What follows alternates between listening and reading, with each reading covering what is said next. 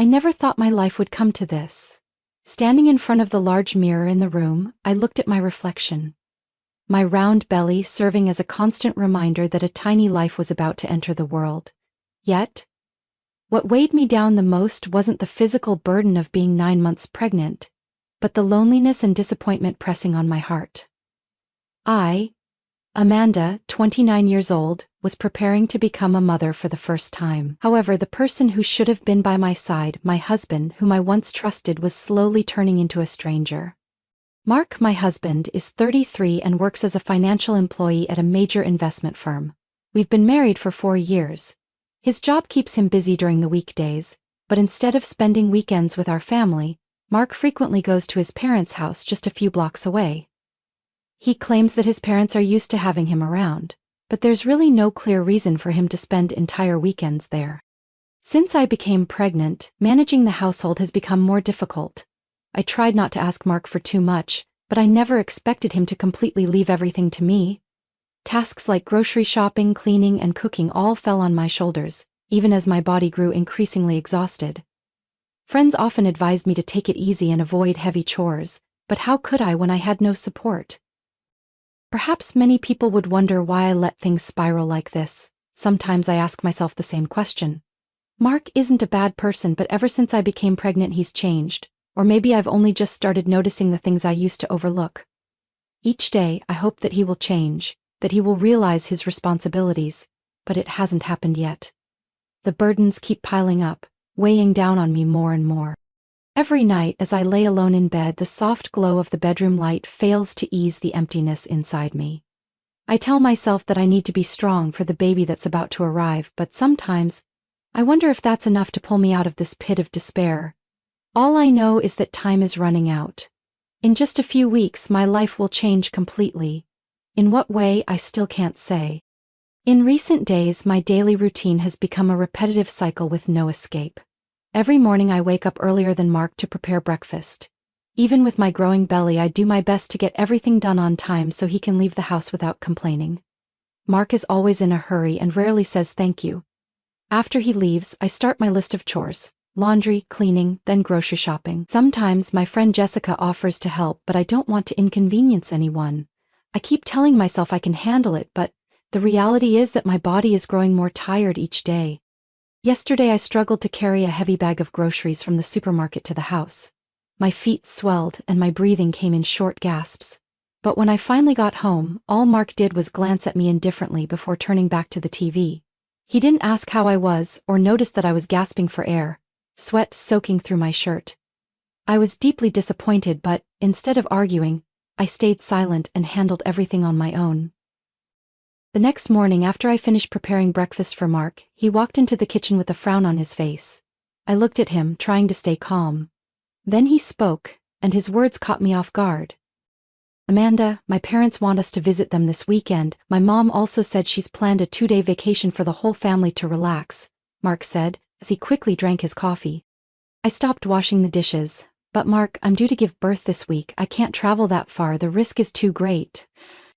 He sighed and shook his head. Excuses again? Just because you're pregnant, everything has to stop? Sitting in a car isn't tiring. You just need to sit quietly. My mom went on trips when she was pregnant too. I felt my heart tighten. Why does he always compare me to his mother? I am not her. And I am at full term, not in the early stages of pregnancy. Mark, I don't want to take any risks. This isn't something to be taken lightly, I replied seriously. But Mark didn't bother listening. Everything's already decided, just pack your things, he said, and left the room without waiting for my response. In the days that followed, the atmosphere in the house grew heavier than ever. I didn't want to argue, so I stayed silent, but my mind was overwhelmed with emotions. I couldn't believe how indifferent and irresponsible Mark had become.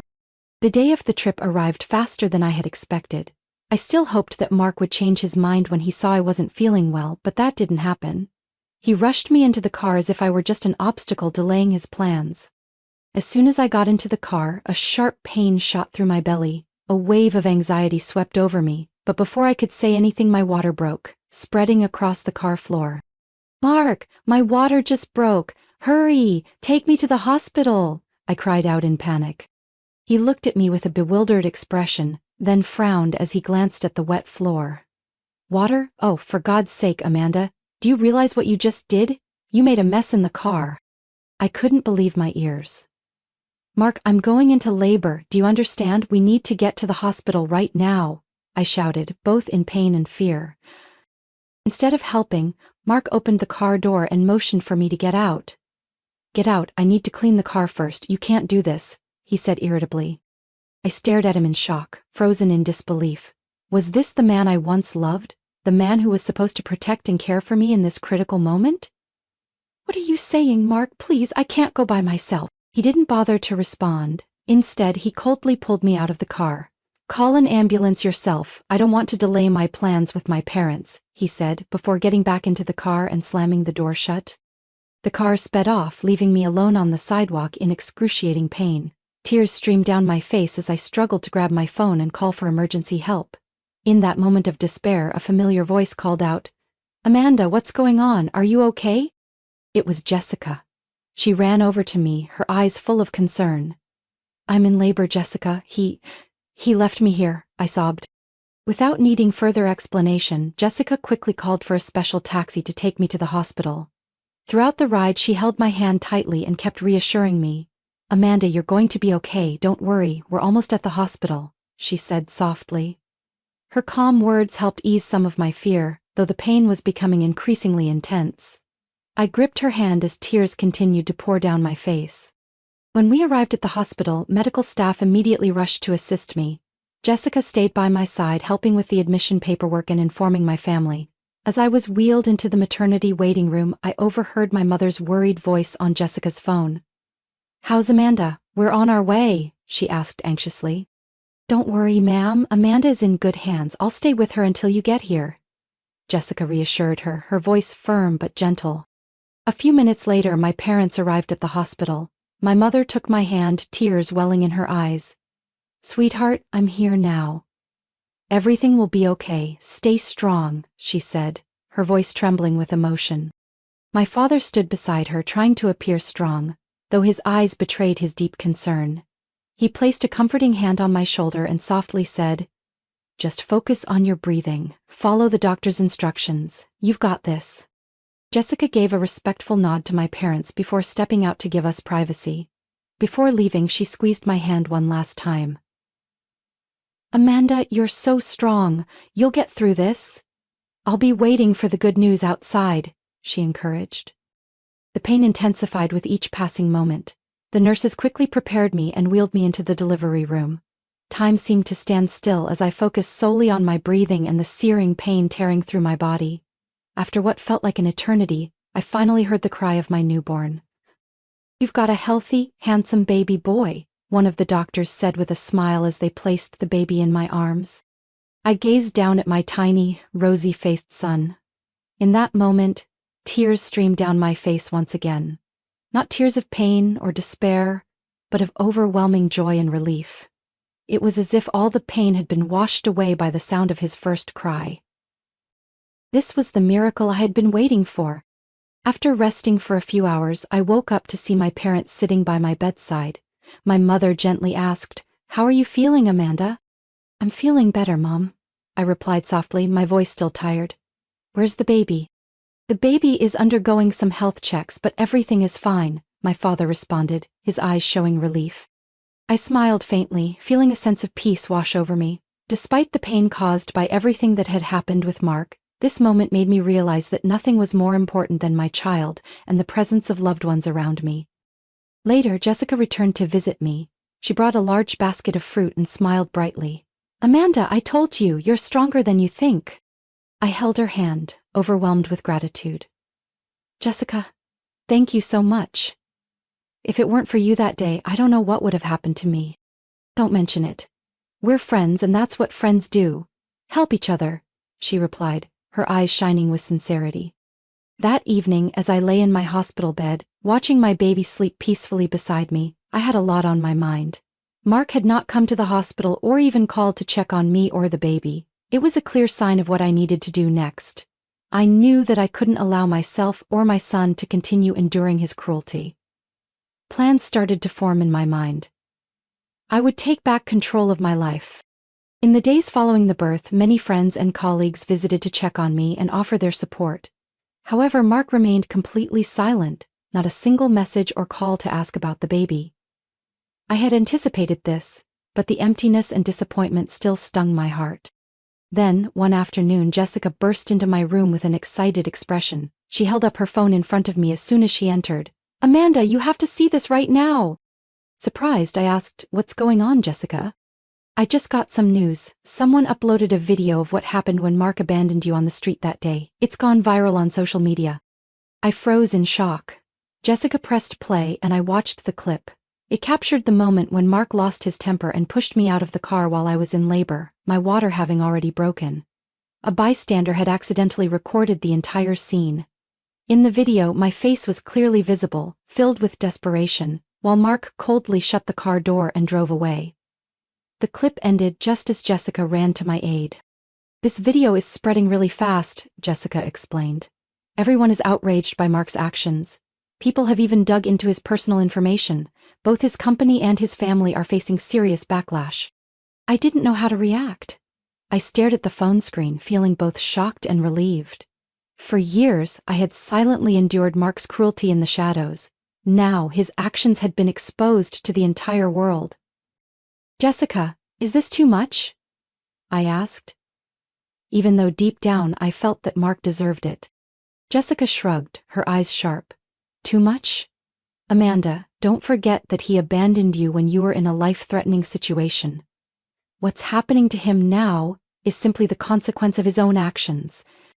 The news of the video spread quickly. On forums and social media, thousands of people posted comments condemning Mark. He was being labeled as a heartless husband and an irresponsible man. It didn't stop there. His parents' home address was also leaked.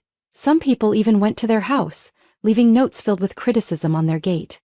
The next day, my father received a call from my mother-in-law. Her voice was filled with rage.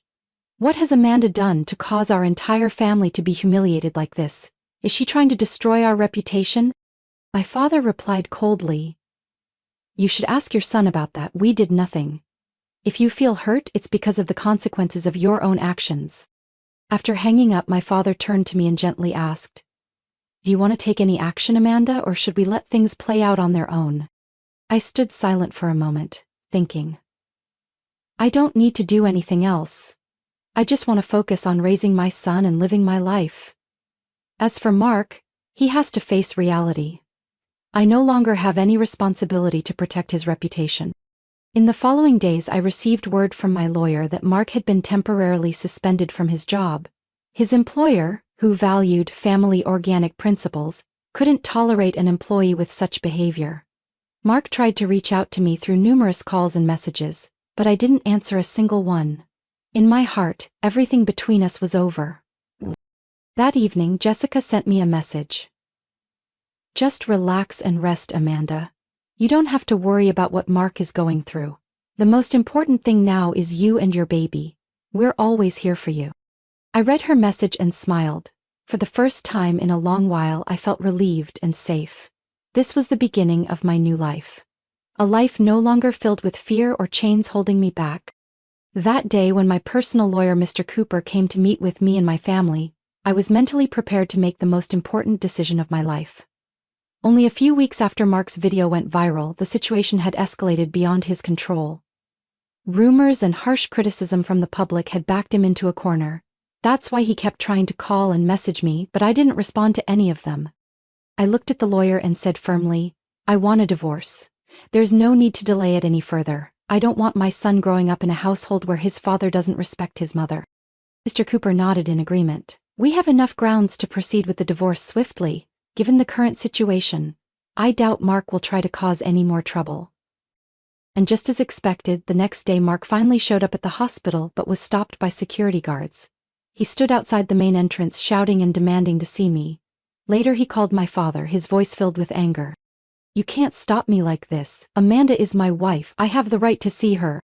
My father calmly replied, "My daughter doesn't want to see you. If you have anything to say, contact her lawyer." Realizing he had no other options, Mark was forced to accept that the situation had slipped out of his control. The official meeting for negotiations took place at the lawyer's office. I arrived with my parents. Mark was also there, but he looked disheveled and out of control. His eyes burned with resentment as he glared at me. "This is ridiculous," Mark exclaimed loudly as soon as the meeting started. "I didn't do anything so wrong that I deserve a divorce. Amanda, this is our family. Do you really want to destroy it?" I kept my tone calm and replied bluntly.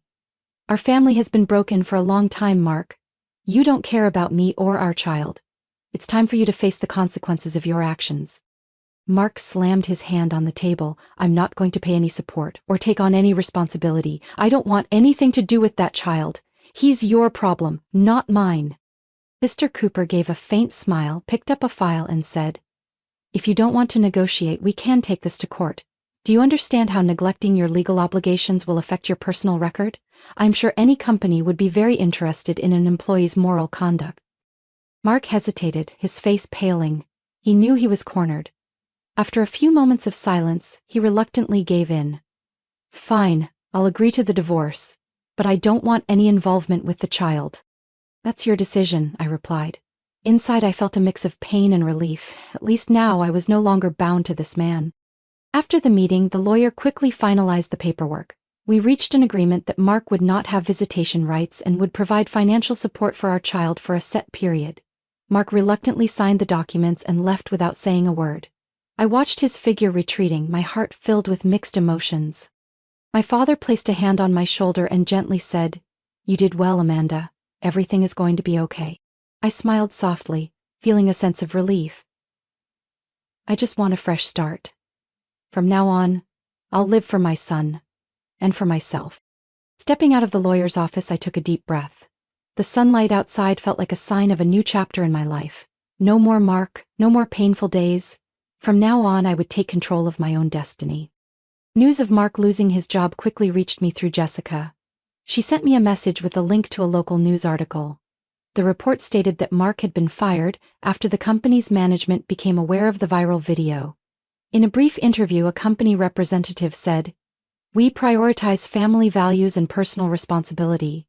Behavior like this is not aligned with our corporate culture."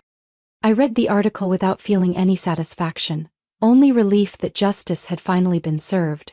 Someone as irresponsible and selfish as Mark didn't deserve a significant role in that company. This was bound to make his life much harder. Jessica also told me that people in Mark's parents' neighborhood had begun gossiping. Not only was Mark criticized, but his entire family faced judgment and ridicule. "Some people even posted notes with mocking comments on their gate," Jessica said over the phone. "His parents must be miserable." I sighed. For years, Mark's family had always sided with him, enabling his bad behavior. This might be the first time they were forced to confront the reality that Mark was no longer their golden boy in the eyes of the community.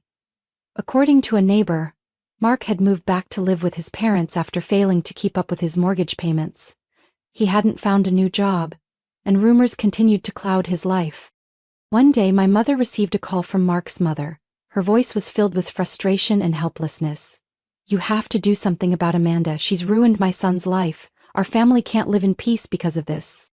My mother responded calmly, "Amanda did nothing wrong. What's happening is the result of Mark abandoning her when she was about to give birth. I think you should take a hard look at your son instead of blaming others." The call ended without any further response from Mark's mother. I knew they were desperately trying to avoid responsibility, but that was no longer my concern. I had completely cut all ties with them. During this time, I focused entirely on taking care of my son. The early days of motherhood were not easy, but the presence of my family and good friends gave me the strength to endure. I knew that Mark was paying the price for his actions, but the most important thing for me was that my son and I were now living in peace and freedom. In the distance, I heard my son's cheerful laughter as my mother played with him. That sound was all I needed for this new chapter of my life, a place free from the shadows of the past. Life gradually settled into a peaceful rhythm after everything with Mark ended. I spent most of my time caring for my son, focusing on regaining my health and rediscovering myself. My mother helped me a lot with babysitting, while my father often offered emotional support, helping me overcome the exhaustion and pressures of being a single mother. Though the early days were challenging, I realized that the love and support from my family were the best medicine to keep me strong. Jessica visited frequently, bringing small gifts or simply spending time to chat with me, making me feel less lonely. Thanks to her connection, I also reconnected with Sarah, the woman who had helped me the day I gave birth. Sarah and I quickly became close friends. She often invited me and my family over for meals. Over time, our families grew closer, almost like relatives. One day when visiting Sarah's house, I met her son, Ethan. He was a few years older than me, a software engineer who had recently returned from working in another state. I didn't pay much attention to him during our first meeting, but Ethan was very friendly. He played with my son, making him laugh out loud. "Your son is adorable," Ethan said, his eyes lighting up as he looked at the baby. "I love kids. Seeing him reminds me of the stories my mom used to tell me about my own childhood." I smiled. "Thank you. He's my biggest motivation right now." After that, I noticed that Ethan frequently found excuses to visit or invited me to join him and Sarah for outings. At first I thought it was just casual kindness, but our conversations became longer and more personal. He listened patiently as I shared the difficulties I had endured and always encouraged me to stay strong. One evening, while we were sitting on a park bench near my house, Ethan turned to me with a sincere look in his eyes. "Amanda, I don't know if you've noticed, but I truly admire you. You've been through so much and still remain strong. I want to be by your side, to help care for you and your son." His words left me feeling overwhelmed. It had been a long time since I had allowed anyone into my life after the trauma Mark had caused, but with Ethan, I felt a sense of safety and sincerity I had never known before. My heart raced, but I gently replied, "Ethan, I'm really grateful for everything you've done for me, but I need more time to think about it. I don't want to rush into anything." He nodded and smiled softly. "I understand. I'm not here to pressure you. I'll be here, waiting whenever you're ready." From that day on, I began to let myself open up a little more. Ethan often spent time helping me care for my son. He became more than just a friend. He became an important part of both my life and my child's. My mother noticed the change in me and playfully teased, "You know, your eyes light up every time Ethan shows up." I blushed but didn't deny it. Ethan brought a refreshing sense of hope, like a ray of light piercing through the dark days of my past. In the following months, Ethan and I grew even closer. Sarah was delighted to see our families bond so well.